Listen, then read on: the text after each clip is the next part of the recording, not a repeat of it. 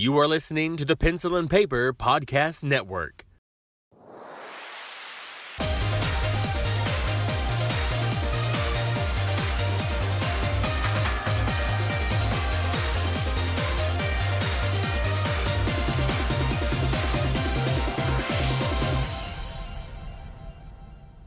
Hello everyone and welcome back to Inspired by a Weeaboo. I am your host Katrina and with me is my husband Stephen. Konnichiwa. Today is a little special episode because as we are recording this, it is our 12-year wedding anniversary. Whoop whoop. Woo! See what she's done to me in 12 years? Making me watch anime. Oh my god. The terror, the horror. The horror. And that's just 12 years of marriage. Yeah. We've been together for almost 15. That's true. I don't think she fought me all that hard with it in the No. first 3 years. No, not really. You supported my anime love from day one. I did. Because I did respect anime. And as we'd mentioned, Akira was the movie. Like, the reason I even picked it to show her is because she talked about how she loved anime. And I was like, well, you gotta watch this one because it's a classic. But anyway, we ended up watching episode, what was it? It would be 7 through 12. Yeah, so 7 through 12 of The Promised Neverland. Mm-hmm. So, Stephen, what did you think? I really wish you hadn't said anything about season 2. I know. It's such a downer. Like, I'm so Now, I will say, I've watched the first season more than once. I have only watched the second season one time. So, I feel like it's just very fast-paced. There's going to be, like, what the fuck is happening type moments. But maybe I'm just misremembering it. Because it has been a while since I watched the second season. But I just remember calling my sister, who's the one who originally kind of turned me on to it. Like, she had mentioned it, and then I saw it on Netflix, and I watched it. And by this point, she had already finished it and everything else. And when the second season came out, she watched it long before I ever even realized it had dropped. Mm. And I feel like she has said she read the books. I might be misremembering that, but I feel like she has read them. But she says that basically they just condense so much of the story in season 2.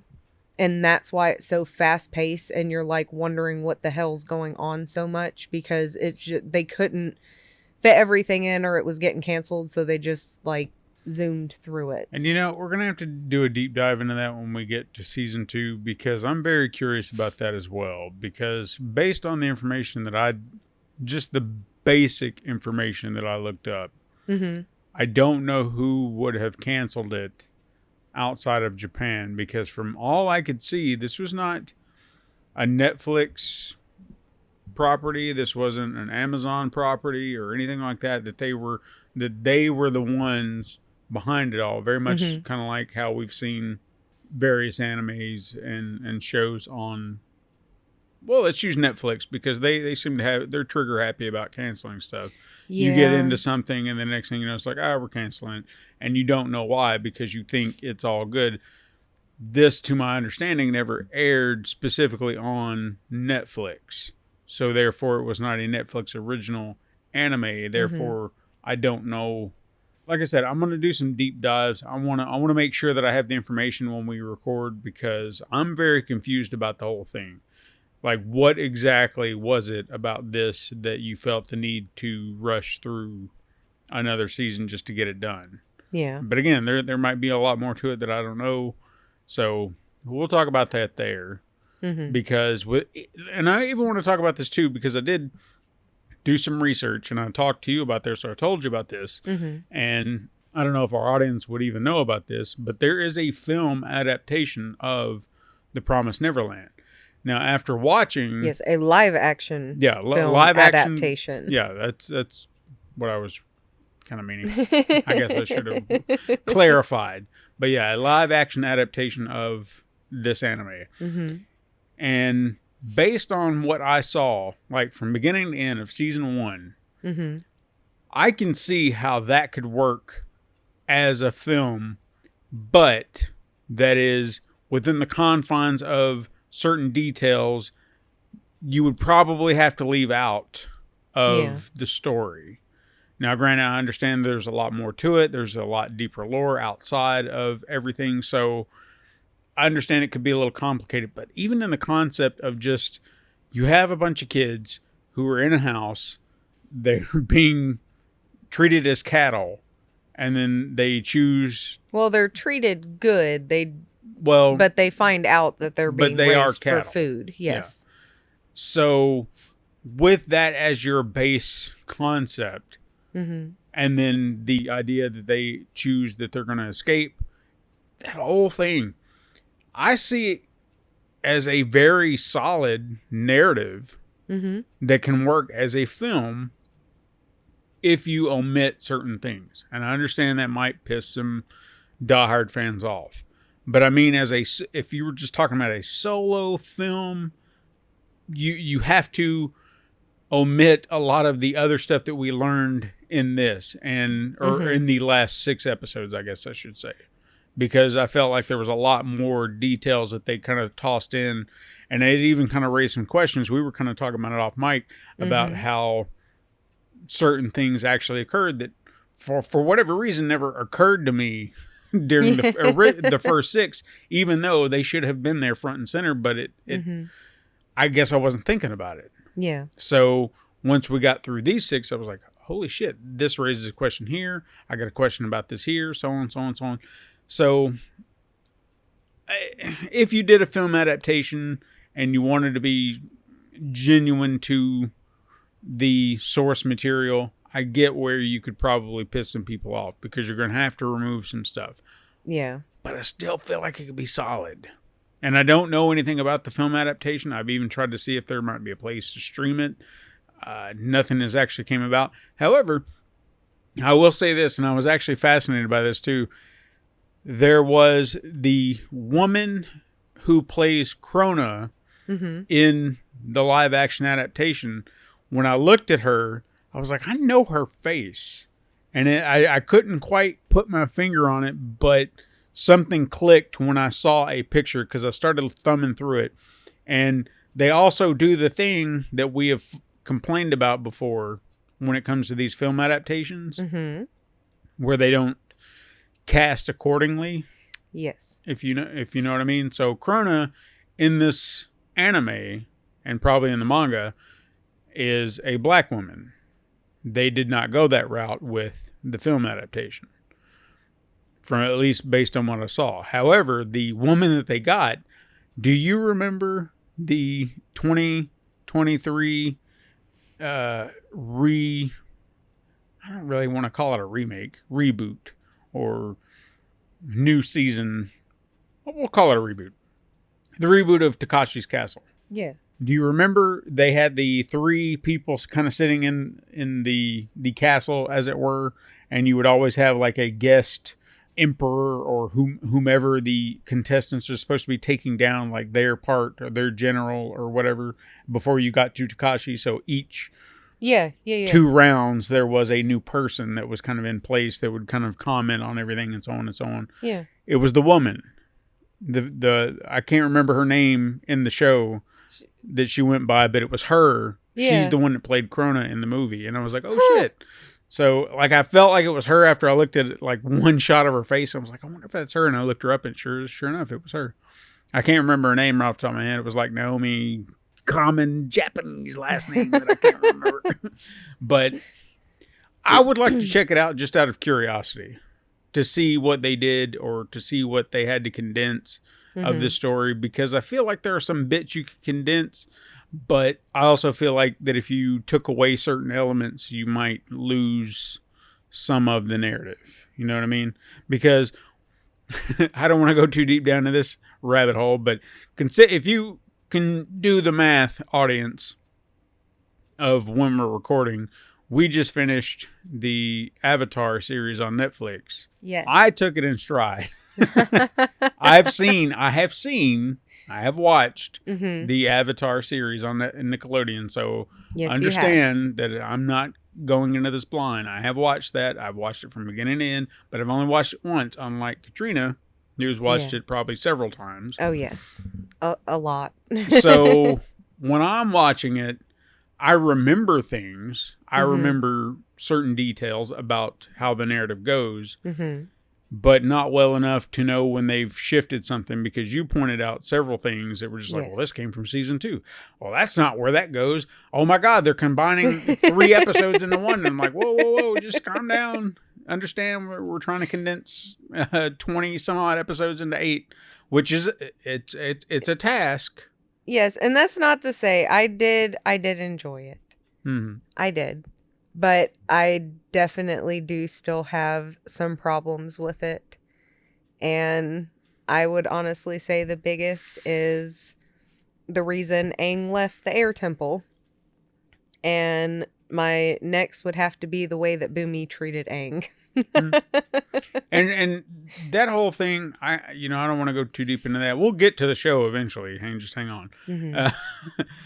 I would definitely agree, because I didn't remember him running away specifically. I do know, or I did remember that he left or something to that effect, but I didn't remember it being that he chose to run away. So when you contextualize that for me and I put that in there, it did make me think, why wouldn't you do that? Because that adds so much to the story. Yeah. And him just going off to clear his head doesn't have the same oomph to it when you think about it, because if he chose to run away and then he wakes up 100 years later and it's like, oh, by the way, everyone you know is dead. Yeah. Everything that you ever knew is gone. And that's the other point I pointed out to you. The fact that they, as soon as they get Aang, back to the village and all that kind of stuff in the Water Tribe, they tell him, it's very early on that they tell him that the air nomads were wiped out by the Fire Nation. Very, very early on. And that does not sit right with me, because when Aang finds out about it, and like I told you, when he finds out about it, and especially when he finds his mentor's body and he loses it and goes into the Avatar state, it's so much more impactful, because he didn't know what happened to his people. He thought he was going home. He thought he would still have people, even though I'm sure he knew the likelihood of his mentor being alive was slim. But to know that he died because of the Fire Nation and because he ran away, even though we know that there's no way a 12-year-old Avatar who has not mastered any of his powers whatsoever stood any chance against the Fire Nation. Sure. At that time. But regardless, it just makes it so much more, I guess, meaningful would be the word. And it makes Aang struggle with coming to terms that it's not his fault. It's the guilt of it all that Exactly. they took away from him. And they still tried to play the guilt, and that's the problem that I have with it, because I don't feel like the guilt lies on his shoulders. And I don't even feel like he would have had just to leave and just feel like you're needing to clear your head and you just happen to disappear and something accidentally happened. There's no guilt to that, because you didn't run away. You were just like, I just need to get away for a minute. I'll be back. He planned on coming back. If that's all you're doing is clearing your head, you're going to come back. Running away, that's a completely different scenario, where he made a decision to be like, I don't want any part of this. The hell with this. I'm gone. So when he's always like, well, I'm the Avatar and I've got a responsibility, and he's trying to come to terms with that, it doesn't have the same impact if you don't have guilt behind it. Yeah. And I don't feel like he has any reason to feel guilty about anything just because he wasn't there. It's like his mentor said, you would have died too.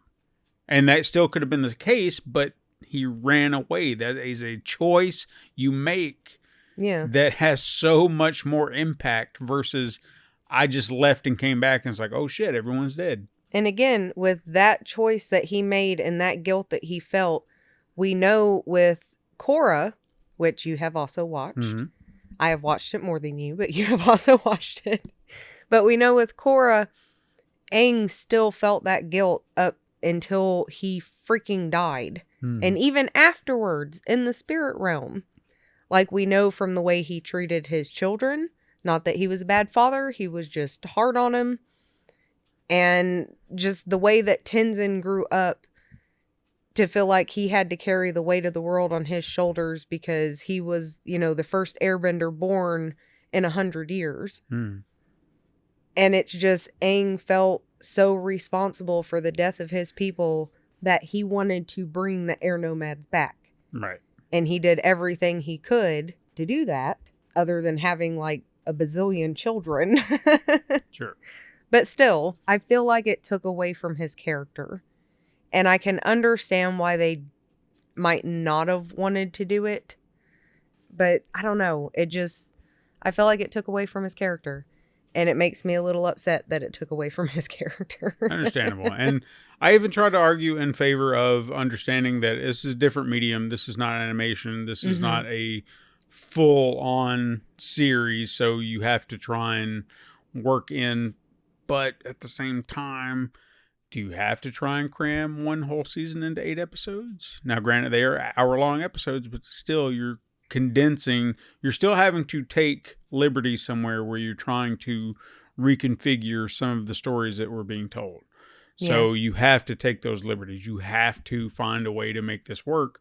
And sometimes it works, sometimes it doesn't. And while it's good, like I respected what they did, but I can understand some of the complaints, especially when I have them in context to what would have been. And even that doesn't bother me sometimes, but when you have such a stronger narrative reasoning and you don't use it, kind of makes you wonder why you wouldn't. Because in all honesty, I don't see how that would have changed anything. It would have just contextualized him leaving and the guilt he was feeling much more. And all it would have taken was, I don't want to be here, and you saw him leave. One little change to a scene, boom, done. You got it. It's fixed. It's done. Yeah. And everything else just falls into place with it. And it's confusing why they wouldn't do that. So, but way off topic. We can talk about that if you want us to talk about it some other time. But back to Promised Neverland. So where we last left off is where Krona ran into the kids. They were heading to the wall. They were trying to... Now, at this point, they weren't trying to escape yet. They were just trying to get their plan in motion. Yes, they were just walking and talking about it. Yeah. So when Krona popped out, we mentioned that she was just like, hey, I got a proposition. So it pretty much starts right where we left off, where she explains her want in this situation. That she just wants to be a mom. And to do that, what she would like to do is ruin, and I cannot remember her name, but I know they said her name. What was the other mom's name? Isabella, okay.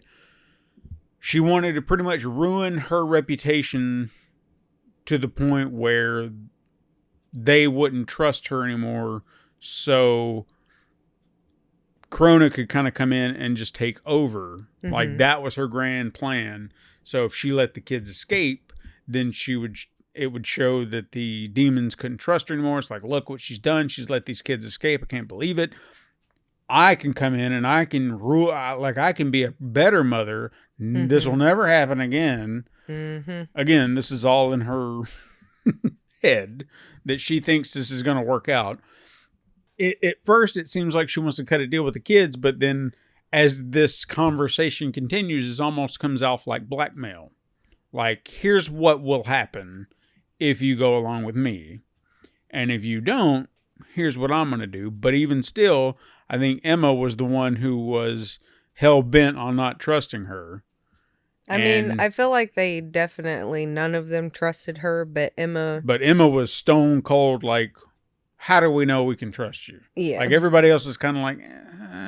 Like, you could kind of see, but they were also kind of considering it because she's an adult. And Emma was just like, no. What are you going to do for us? Like, she just plainly laid it down. And that's when you kind of got that sense of a blackmail. But she also did kind of, I can't remember what exactly she said word for word, but the deal was pretty much like, well, if I do this, then I'm going to go down. But if you do this, then we all win. So no matter what, everybody comes out on top except for Isabella. Yeah, she's basically saying that they both had dirt on each other. So if either of them squealed, they're going to go down regardless. So work together to take down Isabella versus working against each other and be taken down by Isabella. However, that was not, I don't feel like that was her plan all along. Well, no, she kind of admits to that a little later on in a room to herself. Yeah, because she normally does.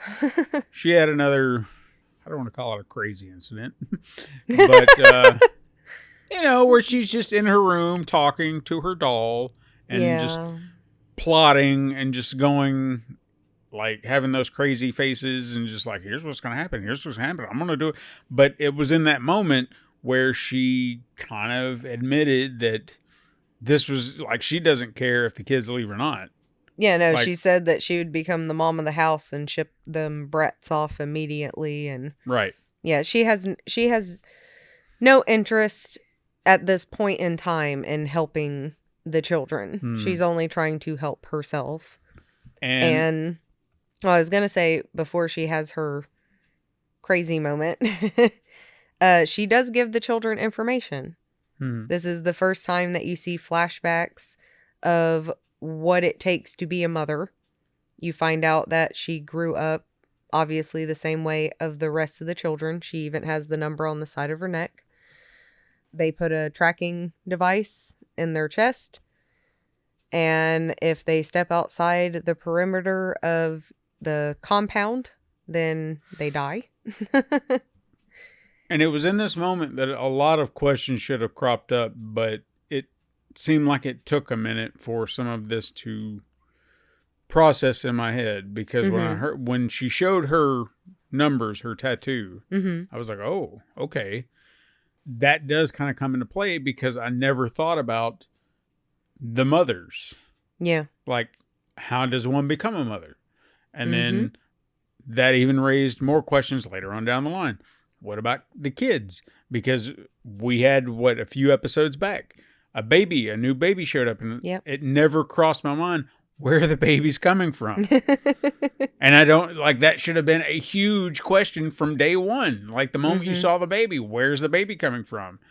So even in that moment, for some reason, these questions were not popping into my head, but luckily they clarified some of this information. Not all of it clearly, but enough to the point where it's like, okay, I think I got an idea of how this is going down, but I still feel like there's still some missing information somewhere. But within that episode, and I almost believe it was that episode, as they are now kind of stuck with this deal, I guess, as it were, I was genuinely thinking that Krona was going to be a bigger part going forward.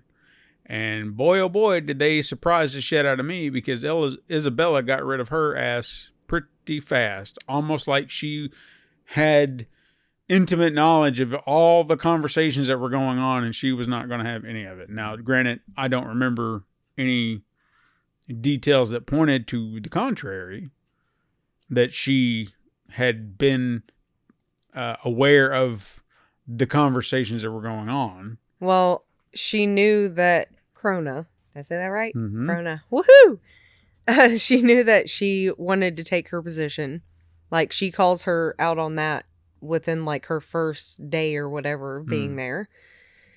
And I'm pretty sure it's kind of hinted at that Ray was still giving, mom information, because he was still supposed to be playing the double agent and all that kind of stuff. And he does plant evidence for Krona to find, to take to, which you kind of see her, but they call her grandmother. And from what you know about her right now and everything, she is basically just the head of the mothers. She's the one that they have to answer to. Krona finds information, and, she's like, oh my God, this is it. and she plans on, telling grandmother, and then she gets a knock at her door, and it is Isabella with a letter, and as she opens the letter, it is from grandmother telling Krona that she has been appointed a mother position at another plant, and that she is to leave immediately, and she does. Yeah. And when she leaves, she's greeted by grandmother, who Krona gives the letter to that she found and everything. And grandmother basically tells her that Isabella is better than her in every way, shape, form, and fashion. And they're going to kill her. And they do. And how they kind of posited that whole scene with other things kind of going on really just intensified the whole matter.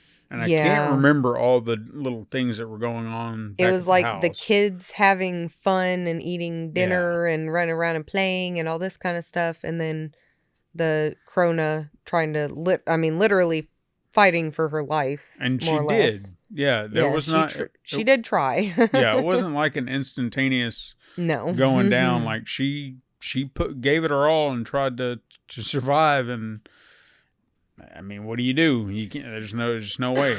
And I will say she does kind of redeem herself, because you do see her, kind of having a moment, because she realizes, Isabella got rid of her from that house, and she wants to be the mother of that house because it's the best house and raises the best crop and blah, blah, blah. Right. She leaves a parting gift for the kids. And you find out later on what this parting gift is. And it is genuinely something to help the children. Which I thought was awesome, because even though it was a big fuck you to Isabella for the kids to escape, it was still her giving them information that they needed. Right. And I don't know. I never really hated her character. I wouldn't say that I ever had a problem with her. It was just... she came off a little much. Yeah. She definitely came off a little much. She was absolutely fucking terrifying. Just the way, even the way she would smile at the kids sometimes was just scary. But calm down. But I fucking think the same of Isabella, because there's certain looks that she has and it just makes my skin crawl. But I think that's awesome. I was going to say, even with Isabella, I don't hate her. I don't like her. She's an asshole person. But I also feel like it's one of those things where, it literally comes down to the final line she has in the first season. And I think it was in episode 7 where, because we've heard that Ray had been getting gifts from Mother or Isabella for doing little things. And I think it was in that episode where he got a camera. Like a little flash Polaroid or whatever. And the joy on his face when that film developed. Yeah. But it was also, I feel like, in that same episode where we find out that the reason he's been collecting these items that he's been getting from Isabella from however long it's been is to find ways around some of the tech that they have been using. And one of the things he developed, or he's going to develop using that camera, is he has a way to block the trackers in the kids. And I still am not 100% sure how this thing is supposed to work, because it looks like a little secrets box with some spikes hanging out of it. And I don't know if you're supposed to put it on your ear or how it was supposed to work specifically, because I don't think we ever got to see it. It almost made me think of a taser. Okay. Yeah. But yeah, it was supposed to destroy the chip in their ear, or at least cut it out. So they, it wouldn't set off an alarm. They couldn't track him, all that kind of stuff. Yeah, at least that was the concept behind it, or at least his taking on it, what he was planning to do with it, thinking that it would help them out. So after Krona dies, Mom, she does not lead on to the children, other than the fact that she tells them that Krona I think, has like a job to do or got a new job or something like that. So Sister Krona won't be around anymore. And of course, the rest of the kids or the older kids are kind of like, what? But later on, the children plan to go to the wall and climb it to see the best route of escape. And Dawn and Gilda are to stand watch outside of the house while Ray is with Mother doing their daily chore stuff that I guess they do. And Norman and Emma are going to go check out the wall. As Ray and Mother are going through the house and all the kids are outside playing and the plan is in motion and everything's going smoothly, Mother informs Ray that she got rid of Sister Krona. And Ray runs up to the room, of course, like, oh my God, and then finds out that she's gone. Because she was integral to their, and like they had worked her into the plan. Yes. They had to escape. And then with that out, that throws everything into like chaos at that point. Yeah. Because she was very, very integral to that plot. Yeah. Like at least as far as keeping Isabella distracted long enough for them to make their escape. And at least as far as they were aware. yeah. So yeah, as Emma and Norman are checking out the wall. Well, on their way to the wall. All that's happening. And Ray's pretty much called out at that point for being a rat. Oh, yeah. She 100% calls him a traitor and backstabber and all that crap. And calls him out for being a double agent and everything else. And then locks his ass in that room. And, of course, heads outside to find Norman and Emma. And she catches up to them very freaking fast. And when she does, this is like, it was gut-wrenching the first time I watched it. And I was not prepared again for the second time because my eyes started tearing up so bad. But as Norman is running towards the wall to, defy Mother, Emma goes and grabs a hold of Mother, and then Mother, she breaks her leg. Yeah, and it's done in such a way that you're not even sure what happened at first, and you're just like, whoa. Like, it just kind of catches you off guard. You see it. Yeah. Because they had everything ready to go. She ran at her almost like it was looking like she was hugging her. Yeah. And it was just to kind of keep her at bay. And next thing you know, it's just like, snap. And then she's down. And then Gilda and Dawn, and I think even Ray was with him because Dawn went and got Ray when Mother walked out past him and gave him that freaky look. Broke that damn door down like he was a house. And, I mean, Ray had been smashing at that thing, and then Dawn shows up and is like, spam! And then knocks it down. So they all ran out there just to see about, like, right after the leg had broken. And they're just like, what the shit? And it's Isabella's demeanor in that scene that's just so off-putting because she's like, oh, she's hurt. And she can't do anything. She's going to have to heal. It'll be fine. She'll be fine in a couple of months. It's okay. Like, she didn't do anything. She's like, what are you doing? Bitch, you just broke her leg.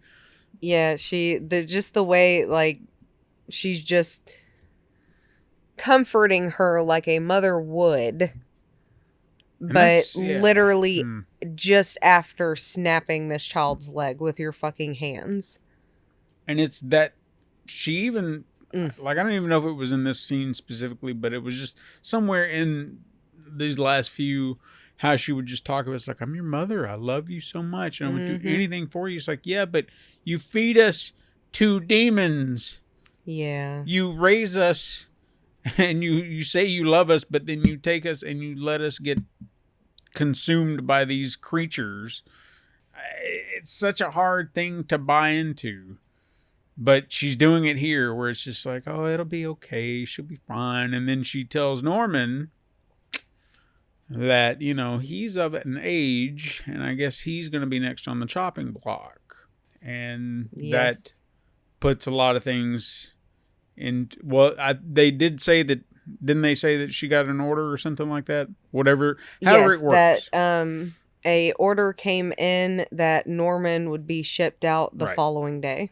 So now his head's on the chopping block. Mm-hmm. Their plans are in complete disarray, and now they have to figure this shit out.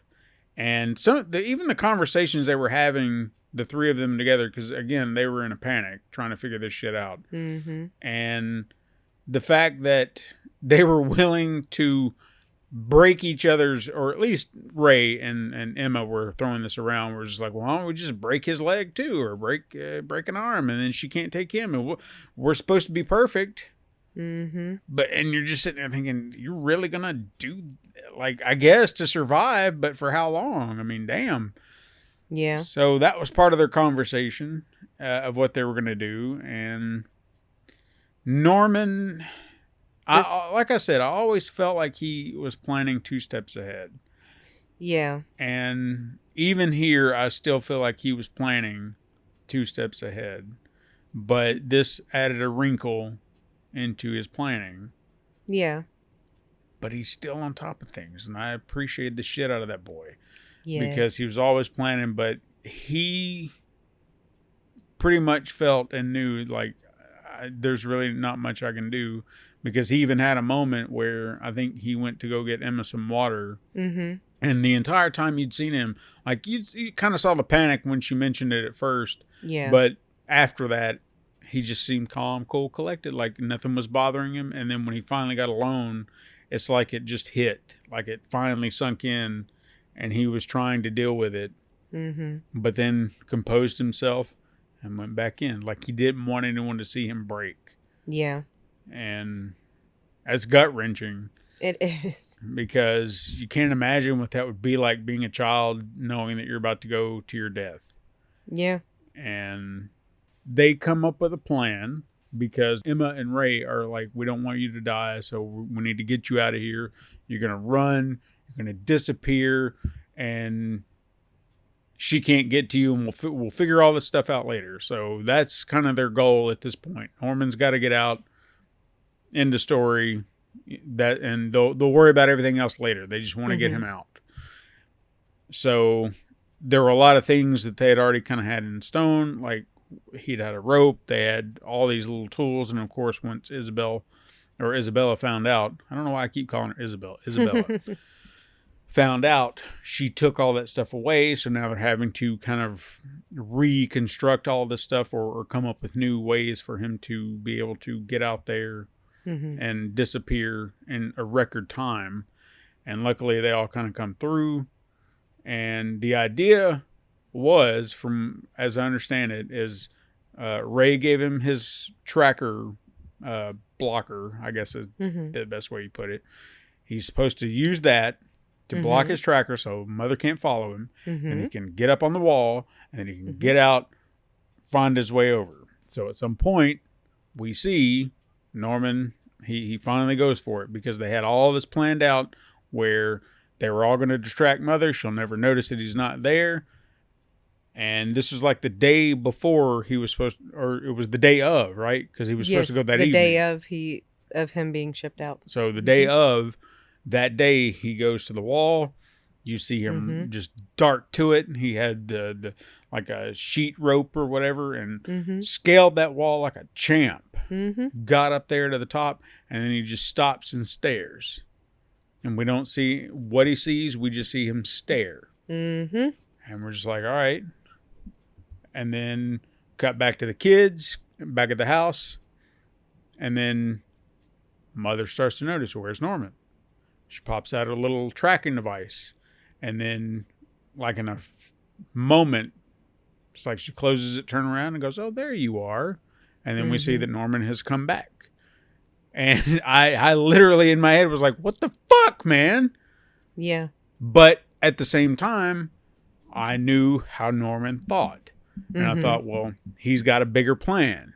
What I didn't expect, and I should have, is what he found when he got to the top of the wall. And that is a deep, deep, deep gorge between the wall and the land that you could see on the other side. Yes. How far, how wide, beats the shit out of me, but you can't jump it.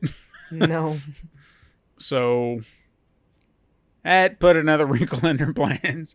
Yes. And I really wish that they'd have been able to get up there and see that before all this. Because I feel like if he'd had more time, he could have figured something out a little bit better than what happened. Now, granted, his plan still was solid. Oh, yeah. But I feel like he would have, I don't know, there was so much more could have worked in his favor. But the fact that he came back, he told them, he informed them all of the information, or at least what he saw. Mm-hmm. But there were a few more details I don't think they shared at that specific moment, because he said that he did kind of follow the wall around and he noticed some details. Like there were different sections. Like this is all one big farm. Yeah, it was I think, like hexagon shape. Hexagonal, yeah. And in the center of it is HQ. And then around it in the hexagon shape are the farms. So they're just one of the 5 farms that make up this massive compound. Because it is massive. Yeah, and you don't really think about it. And I feel like I didn't really get a grand scope of it until a little bit later, where we'll get to. Because even as you hear him kind of describe it, and he even kind of drew out like a little half-ass map to kind of give you an idea just in the basic terms. Here's a section, here's a section, here's a section. This is where all this at. This is where we are. And then there was a bridge he found. And he said, and that bridge is probably where everyone comes in at. But since it is the entrance to this entire compound, it's probably going to be well guarded. But from what he could tell, that would be the safest bet. Because at least you have a way across. And that was kind of the plan he laid out to them verbally right then and there. Yes. And then there was nothing more he could do. He just gave the information he could, pretty much told them they needed to do what they needed to. And then, of course, his time came. Ray wanted no part of it. He stayed isolated from everybody. He didn't come and join in while all the other kids were saying goodbye. And Emma took it a step too far, trying to get him to run away. Like, she was hell-bent. She was like, you need to run. You need to get away. Just take... She even had the Ray's tracker blocker.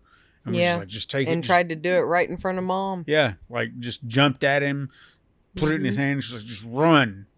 And he said, I can't, you know. This is the way it's got to be. He said, but just trust me. It'll work. Just follow the plan. And everything will be fine.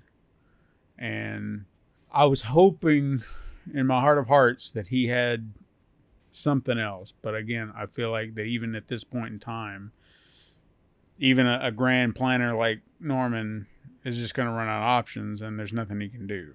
And he was pretty much out of options. So he goes for the walk. He walks the mile, if you will. And I was really surprised we didn't see him meet his end, because when they get to the gate, he walks up to the truck and Isabella walks him to a door and says, wait right here. And that's literally where we leave him. We don't see anything happen to him. We just see him walk to the door, walk in, and that's it. Well, I was curious. Walked to the door opened, and he made kind of a shocked face. But we don't. That was it. Yeah, no, we you don't never see you don't anything see what happen. happened to him. No. So I was a little surprised by that, because in most cases, when it comes to television or movies, if you don't see somebody die, you can kind of be like, well, maybe they don't die. You know, maybe something. It kind of gives you a little carte blanche to maybe assume that they could still be alive. That's why I always like to see someone die, or at least have confirmation. If you want to say this person is dead, let me see it. So I'm not saying that Norman's alive, but I feel like there's maybe a little bit more there that we didn't get. I could be wrong. I don't know. So that's my hypothesis based on what I saw. Hmm. But to our understanding, he is dead. And I will say there is another thing that they touched on in episode, and this would be like episode 9 is where all this went down. And one of the things that they touched on is Norman finally asks Ray how long he's known. Because they knew that Ray has said, I've been planning this escape for 3 years. And he mentioned that he knew when he was 6. Yeah. They're now 11. So Norman was like, well, how did you find out? And this is when Ray admits that he has always known. Yeah. From, like, he mentioned having, which I have never heard in my life. And if they're... Sheldon, if I'm not mistaken, in the show Sheldon, he has it. Okay. The infant, what it's called is infantile amnesia. At least that's what it's called when, I don't want to say normal people, but average people are born. You have no memories from a certain age. Like your memories start, maybe around 3-4 years old and onward. You don't have memories of when you were an infant. However, there are some people, apparently, who do not have that infantile amnesia. So they remember, whether it's like being born, if it's in fragments, whatever, they remember being born in the womb, all that kind of stuff. This is what Ray has. So he talks about how he remembered being in a dark place and hearing humming, or a song, that he remembers passing through the gates and arriving at the house. Yeah. So he remembered all these things. And he talks about how they're like clear as day, but they're like short kind of glimpses. Sure. That he doesn't remember like every single thing from point A to point B, but he's always known because he remembers seeing the demons. He remembers, all of it. But I feel like that's like a big, like, holy crap. Yeah. I mean, that actually fascinated me thinking about it, because it is true. Like, I would say that it's normal for most people to have infantile amnesia, because I genuinely can't think of any time in my life before maybe 4 years old. And I feel like that's being generous, because even at 4, my memories are a little hazy, but I'm not 100% sure if that's 4 or 5, because hell, even my childhood seems, I won't say that I can't remember things out of my childhood. I feel like it's just muddied. Yeah. Like, I don't know what year maybe something maybe happened, unless I had some clear, vivid memory of it in that moment. So such a thing like that, to even remember when you even have like a glimpse of your life as an infant or a toddler, just baffles me, but I'm fascinated by it. And even more so, people who can actually remember everything. Like, I know an actress, Mary Lou Henner, she has, if you asked her, what were you doing on February 24th of 1992, she could tell you exactly what she was doing. That is insane. Yeah. I don't remember shit. Yeah. From that day. I couldn't tell you a thing about that day. I can't remember shit from yesterday. What the hell are you talking about? Yeah, so it's just like, to know that someone can just access that memory and just like, yeah, I was doing this and this and this, and I was here, and then this person was there. Like, that's just insane to me. Like, what kind of memory you have that you can access dates, times, and everything. It's just insane. So, yeah, the infantile amnesia thing, that just seems normal. So, for people who can't, who can actually remember that, that's fascinating to me. But after Norman was gone, you pretty much see Ray and Emma in this depressed state. Like, they are doing nothing. You see all the other kids kind of just poking and prodding at them, but they just seem stone-faced and just like they don't give a shit. Like, everything doesn't matter anymore. Why bother trying to escape, why bother trying to do anything? Doesn't matter. Mm-hmm. They're And just, Isabella also presented Emma with a option to become a mother candidate, because this is where you kind of find out that you're given, well, no, I guess Krona brought it up too. Only girls, and only certain girls, as long as their names are put forward by the moms of the houses, are considered to become mother candidates. However, it's literally an ultimatum, because either you become a mother candidate or you die. So obviously I would say a lot of them would take it, especially not knowing exactly what it entails, because you do find out a little later on what it entails. yeah. And it explains a lot. yeah, it really does. And I'm kind of glad that they waited to explain it all at the end, because they were very particular about sharing certain details. And I'm like, even as they were holding back the information, it never felt like they were holding back any pertinent information in that moment. Yeah. Like, you're just sitting there going, well, why are you dancing around something that you should be saying? Everything that was said very particular and precise, and never gave away the bigger picture, which I appreciated the hell out of. Because again, I never thought about it. And as she's sitting there pitching this deal to Emma, again, it made sense because we'd seen Krona. We knew, so it's like, okay, so this is what they do. And that's the thing. They never even showed everything that Krona went through, because you see more with Isabella, or at least you see more of it with Isabella than what you saw with her. So I feel like once you get that information with Isabella, it's so much harder than what you initially thought it was. By the way, anybody who hears little bells jingling in the background, because I have heard them in the background many times as I've edited these episodes, it is our cat. Yes. And she likes to shake her head and jingle jangle. So just pay it no mind. That's what it is. If you're curious, if you hear the little dingle dingle in the background, it's her. Yes.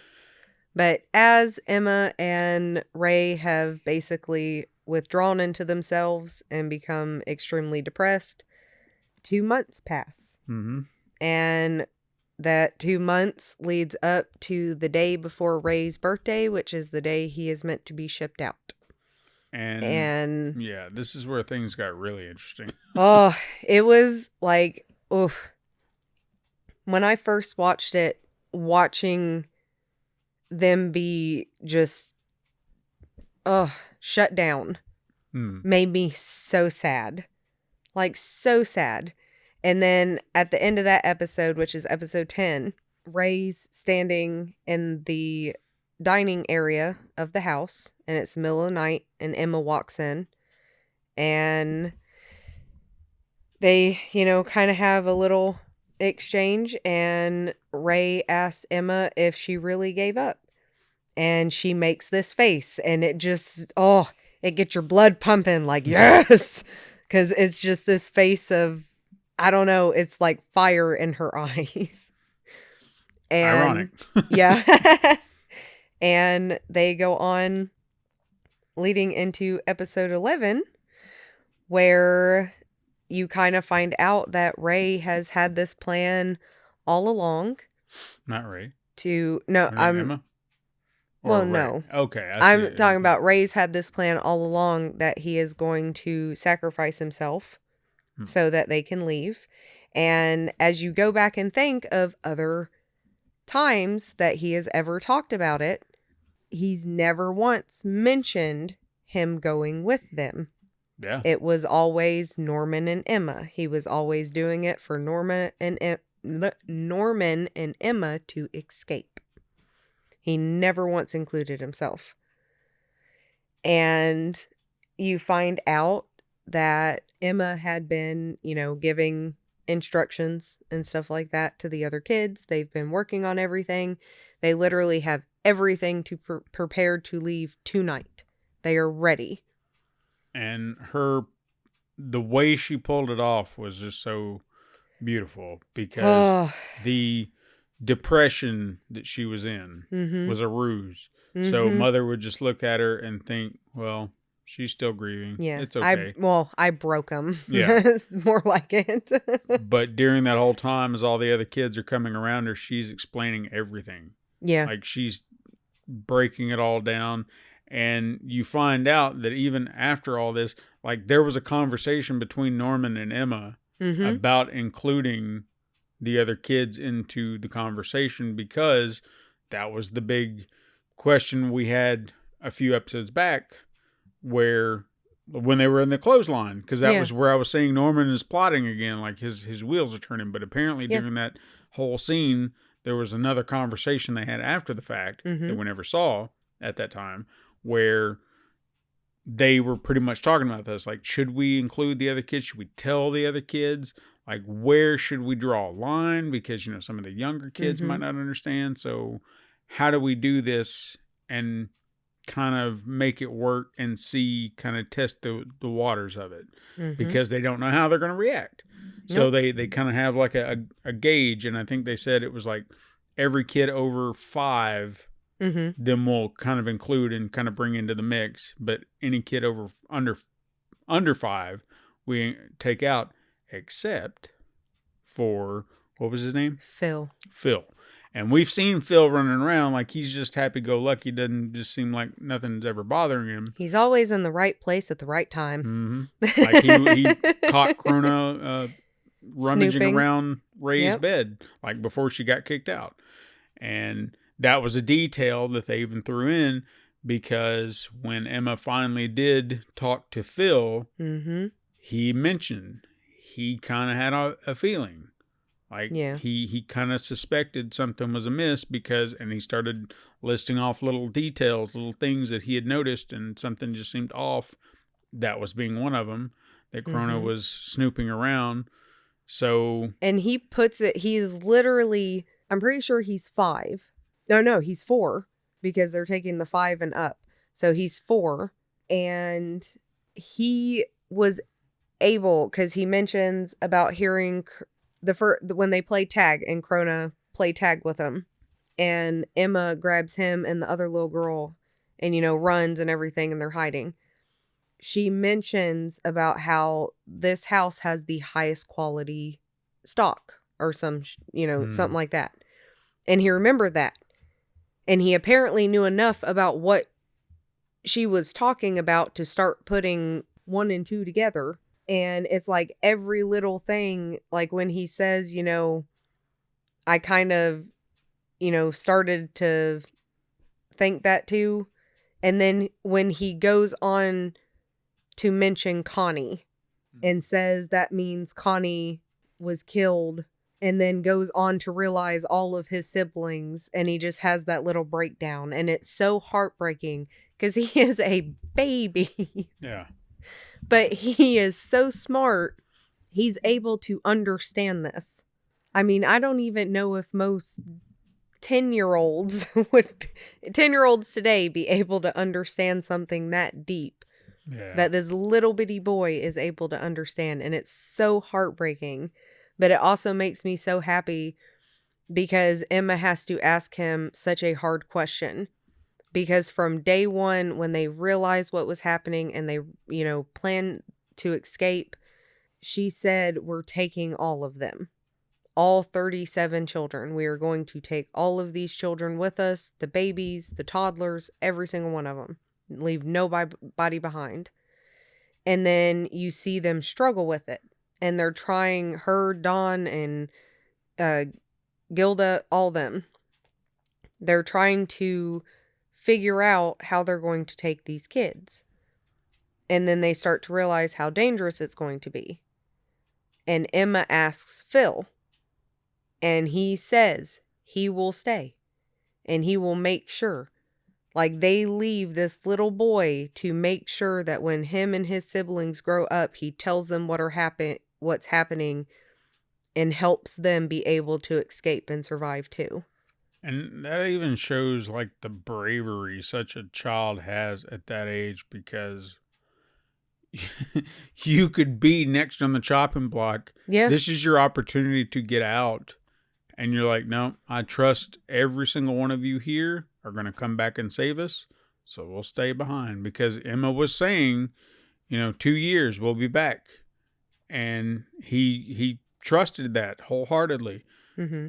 You're coming back, I'll stay. I'll be right here. I'll have everybody ready to go.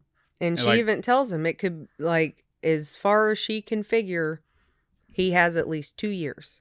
Yeah. Now that's based on how they seem to ship the children off. So based how on they ship them, how old they are, how much their brains are developed. And even Phil being the oldest out of the children who are going to be left behind, he's also the smartest. And that was key too, because Emma was just like, they're not worried about quantity, they're worried about quality. Yes. So they're going to wait to kind of get everything back up to code or where they want it. But 2 years is bare minimum the time they have. Yes. And she knows that that's it. So you'd think 2 years, sure, that could be easy, but they don't know what they're facing outside of this place. Literally don't know what the fuck's outside. So that's best guess scenario. Sounds great on paper, but you don't know what's going to happen once you get out. But yes. That was Emma's whole plan. Mm-hmm. Ray's plan, Jesus Christ.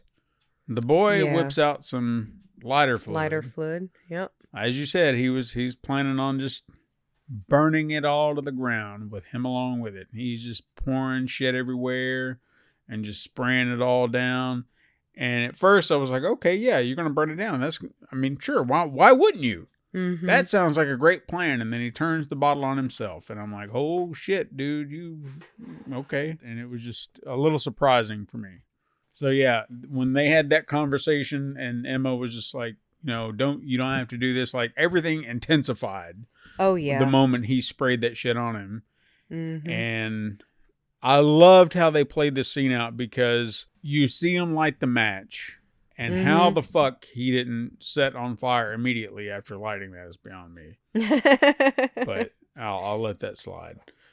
He lights the match, and then you see it kind of go up in the air like he tossed it. And then we cut to Isabella. Oh, Emma runs at him.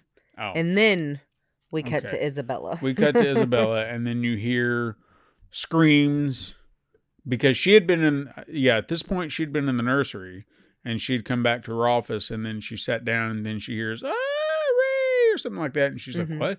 And then takes off running. And then you see her outside the library. You can kind of see where the fire is up under the door. Not the library. Was it? It wasn't the library? No. Where was it? It was the dining room. Dining room. Okay, sorry. The dining hall. So she runs to the dining hall, and as soon as she kicks it open, everything is engulfed in flames. Yeah. Like, oh shit. So you don't I'm immediately just like, damn, he really did just set this whole place on fire. You don't see Ray anywhere, but you see Emma laying there on the floor, just like in distress. And Isabella's like, what's happened? She's like, Ray, just freaking out. So she goes and runs off and tries to grab a fire extinguisher, goes to spray it down. It runs out pretty quick. And it was at that point I was starting to think, oh, all right, that son of a bitch got clever. He went and just sprayed all this stuff out so she couldn't do all this. So I guess that was kind of clever of him. Again, he's dead, but clever enough. And that's when things start to play out. And I'm like, okay, wait a second. Something's not right here, because Emma disappears. Yeah, Isabella's telling her, get out, get out to safety and all that. And she turns around and she's just gone. She is gone.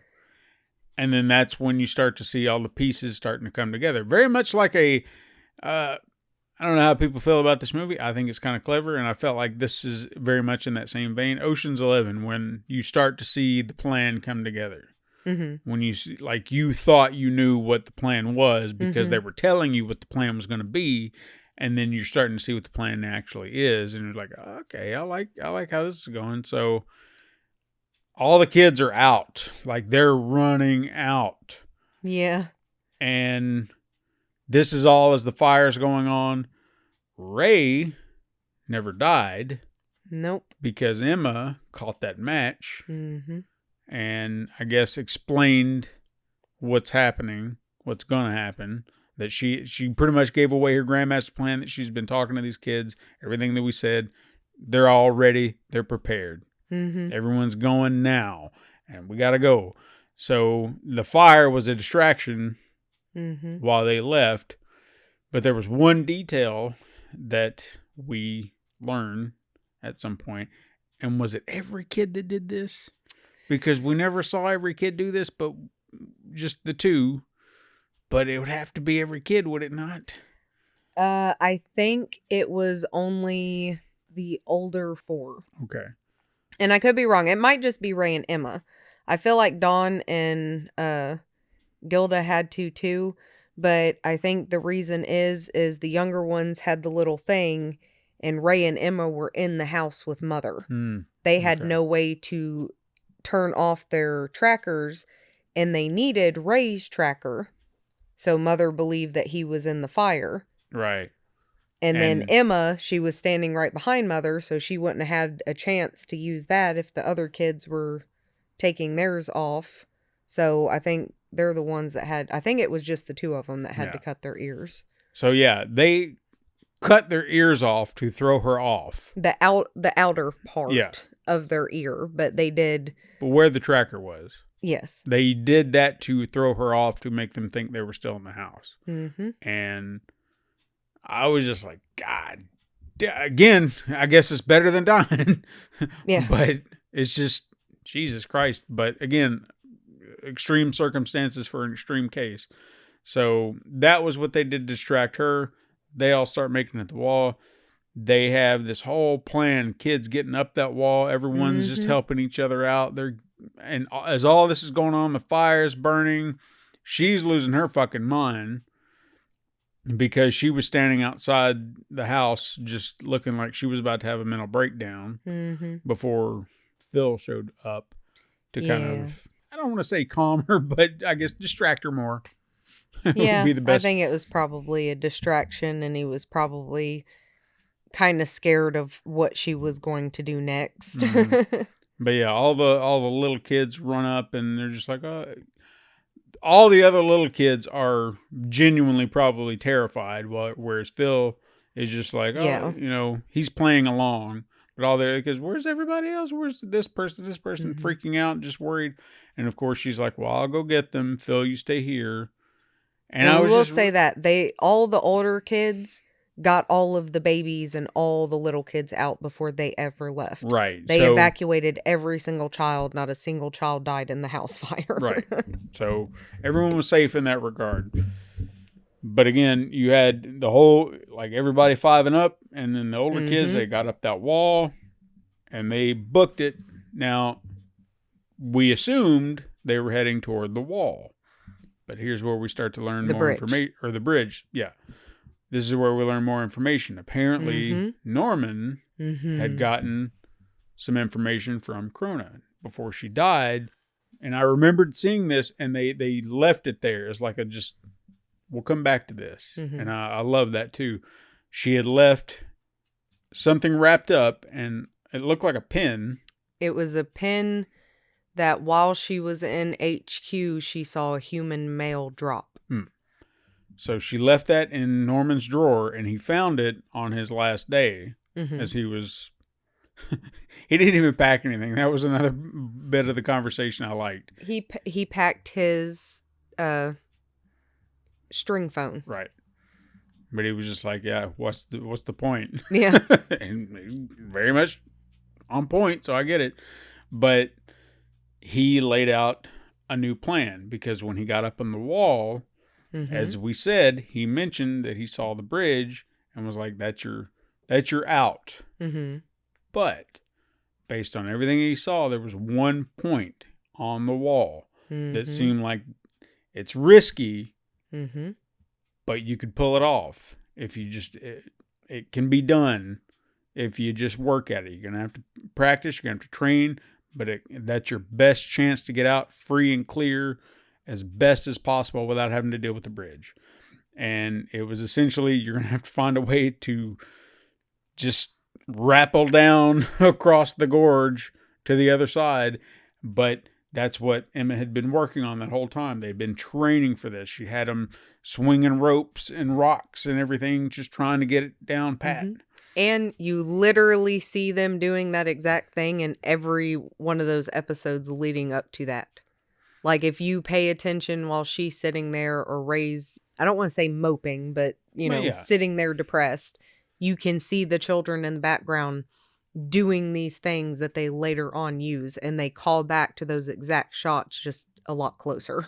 And that was the beauty of it, the whole thing too, because the fact that they had been playing this whole thing for 2 months, and unless you're paying attention to the details, you're never going to notice. But all of this has been working off in the background this whole time. And I didn't notice. Like, you'd hear them say, "Oh, let's go play tag or something." And you're like, yeah, that's what they do. You don't think anything about it. Yeah. But they've been practicing and planning and preparing this whole time. And when they get to that point in the wall, they start going, they start chucking, they get their little rappels. They even use their clothes hangers to, slide Zip down. line. Yep. And they had, a few of their issues here where some of the kids were terrified, which fair. Yeah. You understand. The little kids. The little girl whose name is Jemima. A black girl named Jemima. I don't she understand. Is fucking adorable, though. I absolutely love her character. She's got the biggest doe eyes. It's so cute. But yeah, she gets scared. But Ray, being the awesome big brother that he is, ties her to him and then slides across.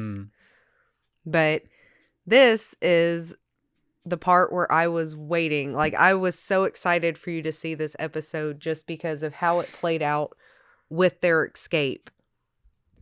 And specifically finding out about Isabella. Because you see, the first little flash you see is when Isabella, she realizes, because, they've set off an alarm that the children have escaped. And everybody's looking for them. And they're not at the bridge.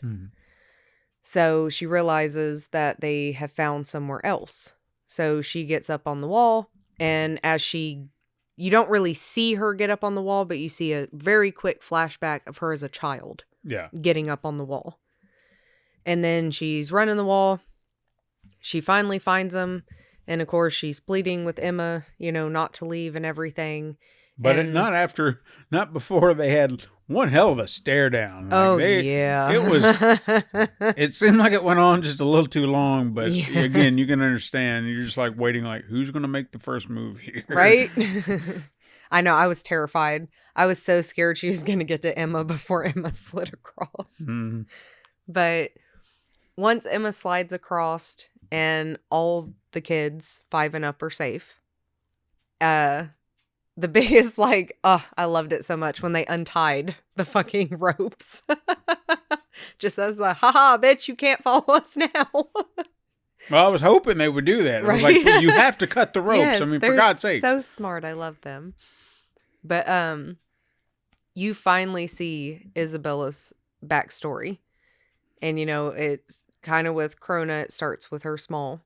Not as small as Krona. You see Krona when she's like, toddler. But with Isabella, you see her a little older, and you see the boy that I'm going to say she's sweet on. I know they're all quote unquote siblings in the sense they were raised as siblings. But first of all, I have no doubt in my mind Norman has actual feelings for Emma or had actual feelings for Emma. I know you know what I mean? Yeah. I have no doubt in my mind that he did. Ray, I feel like he just loves both Norman. I mean, we can call him Norma, because that would be Emma and Norma together. They are Norma. And we shipped them. See, that's what we did. But Ray, he just comes off more as a brother. Sure. To both of them. But definitely Norman and Emma, I feel like he genuinely cares about her. and not in a brother sense. Like, I think he loves her. But anyway, you see the boy that Isabella was sweet on and grew up with. And you find out, Isabella at least found out about the wall in the trench. Her mother of the house knew she found out, caught her finding out. And when the boy that she likes gets shipped off, she's literally the only one crying. Now, before you go any further, Mm-hmm. you missed one little detail with that boy, which was when they showed the two of them together. Yes. He's He sitting was there strumming, playing a song. playing a little song on Yes. guitar, and that's the song she's always humming to the children Yes. as they walk down to. And that's a very important detail that I didn't think about Mm-hmm. that actually does play in even as this Yes. comes into the end. So continue. He's playing the song that she's humming, and he leaves. And I had always wondered if he wasn't related to Norman. I know that they look completely different, but it's like their demeanors are Yeah. the exact fucking same. But when it is Isabella's time to be shipped out, you see her given the option. And of course, she takes being a mother. And you see kind of the same. She gets the surgery, the fighting, all kinds of just the training that she had to go through. But the biggest thing that you see that nobody else, or well, I say nobody else, but that you don't see Krona go through is that Isabella had a baby. That is one of the stipulations of being a mother, which she does tell Emma. If you are able to carry a child and have the baby, then you get to become a mother of a house. And Isabella did that. And now while you see her through all of the other shots, you can see, the determination and the will. And then when you see her sitting in that room, hella pregnant, she just looks just broken. Now, I do want to ask you this, and I guess I should have asked you this beforehand because I do not remember seeing this. And I wanted to ask if I missed something. Mm-hmm. Did they ever show her neck tattoo at all before that? Oh, mothers? Yeah. No. Okay. That's what I was very... Krona's big reveal, when she revealed her neck tattoos, the first time you see that the adult has a neck tattoo. I mean, the reason I'm even asking like that is because I don't ever remember seeing it on Isabella. So that's why I never put two and two together that she could have also been one of the kids, because they kept it very covered. But then once it was revealed, then you started seeing like little spots where her I guess her collar was down a little bit too far. So you kind of see hints of it. And I was like, well, now I'm seeing it. So did I miss it the whole time? Or like I was trying to piece it together. So I was pretty sure that they had kept it very well hidden. Like she was always wearing a collar very high on the neck. So I wasn't sure. So I wanted to be sure of that. But she goes on to have the baby, which you don't see her have the baby. But she becomes the mother of that house. I think it's house 4. I can't remember. Yeah. But she becomes the mother of the house. And while she is out walking one day, she hears the song that she hums. And it is Ray. And this is like, I could not wait for you to see this reveal. Because I remember it hitting me so hard, I sobbed.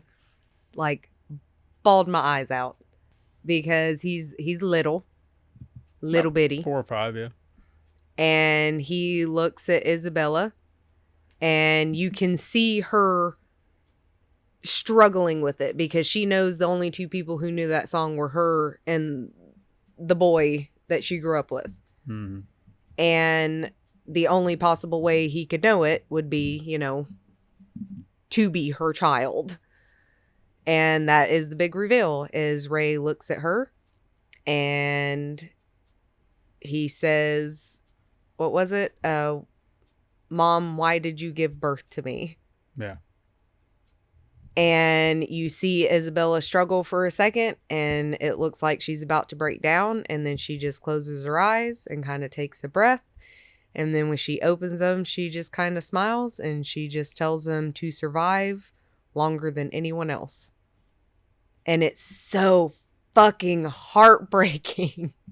Like, not only the shit she had to go through, the fact that she probably did not know what happened to her child, then to find out that the house you were put in charge of to raise these children, knowing they are going to go off to die, your child is there.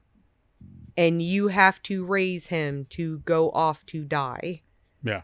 And it makes the whole reason of her giving him the opportunity to spy and to keep the kids in check and giving him these gifts and giving him just this leniency makes so much more sense. Mm-hmm. And it's just so heartbreaking. But the thing that I felt like was so beautiful with Isabella is when she watches the kids leave, she genuinely wishes them good luck.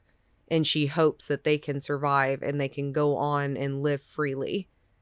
Because they literally did what she could never do.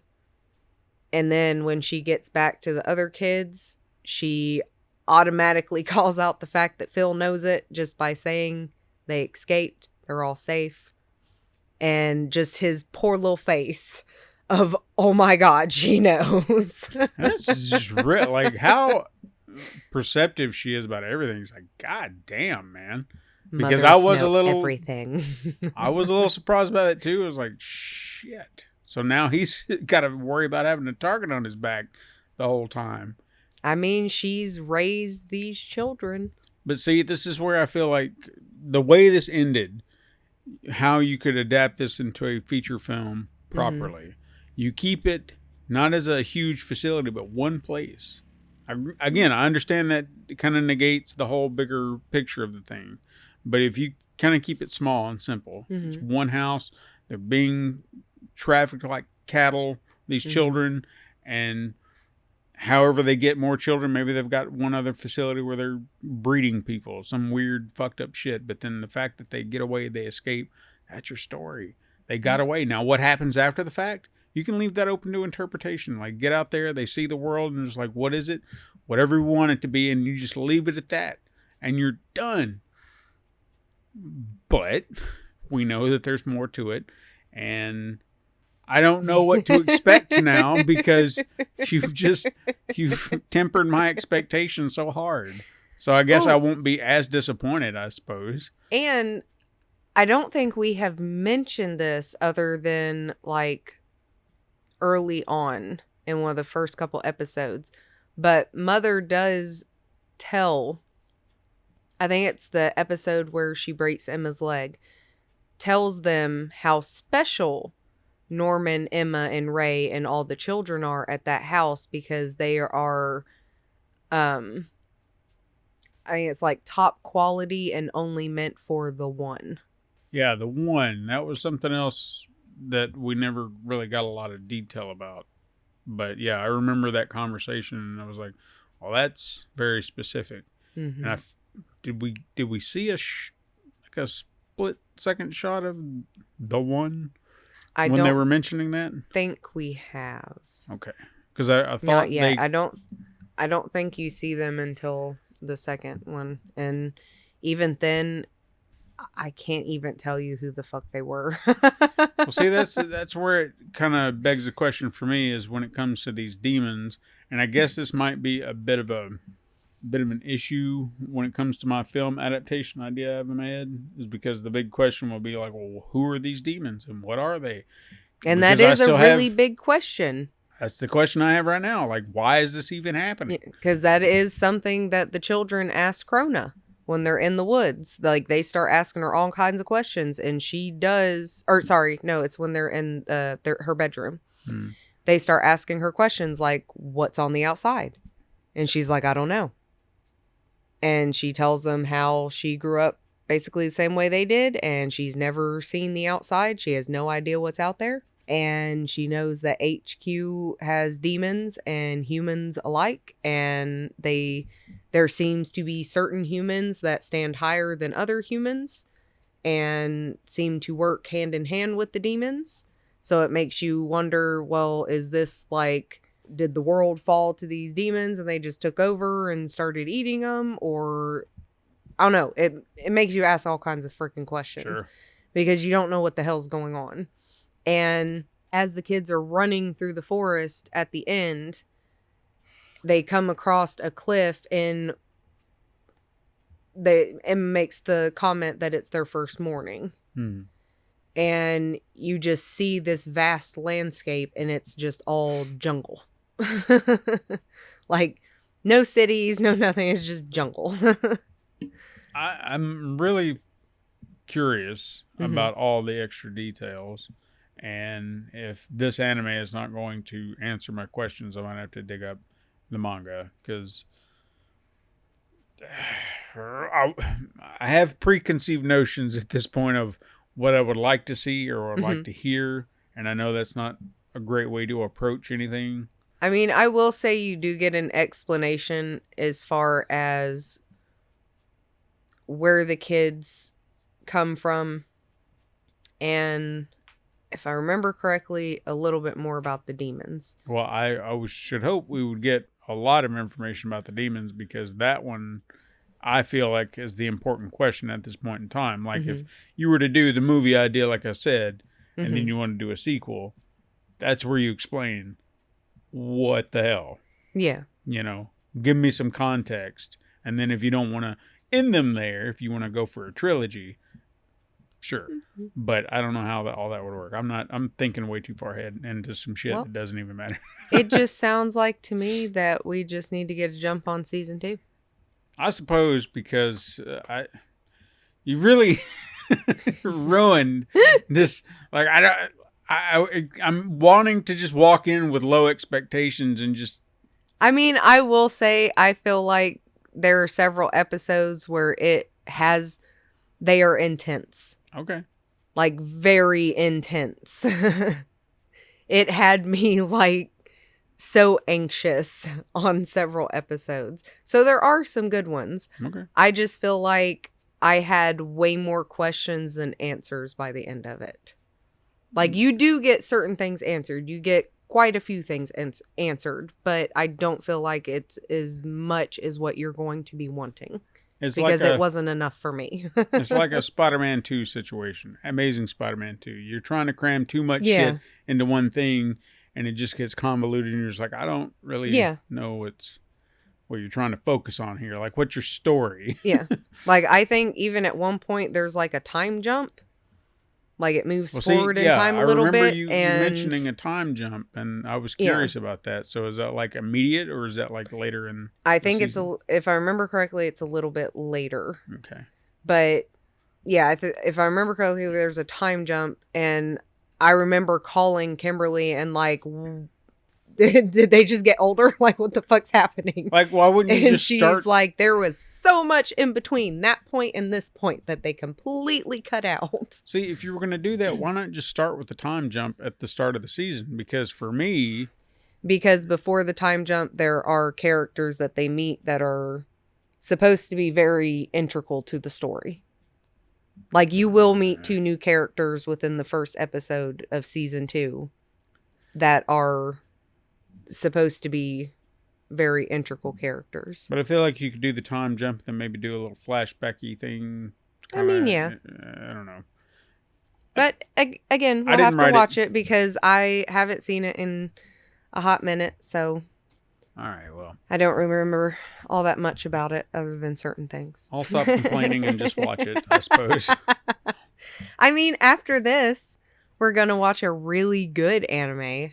I mean, not saying that The Promised Neverland isn't a good anime. The first season's bomb. It's awesome. Like, I'll for the sake of this first season, since this is our second part of the whole thing, the first season, it was a very solid story that I feel like, as I've been trying to say this whole episode, I feel like it'd be a very self-contained movie or show. Like, if that was it, maybe kind of rearrange some things to kind of simplify it so it doesn't, because the way the story plays out with the details, you're left wanting so much more, because there's so many more details out there that are not explained.